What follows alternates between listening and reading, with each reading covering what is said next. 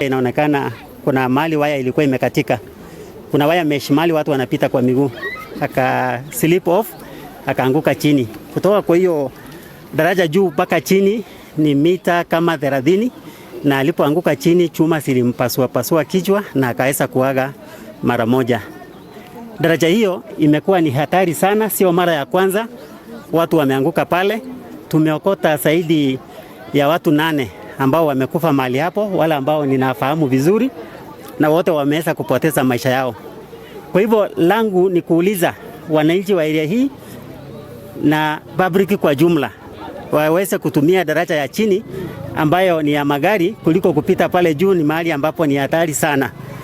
Huzuni kuu kwa sisi watu wa kijiji hiki kwa sababu ya yale ambayo yameweza kutokea.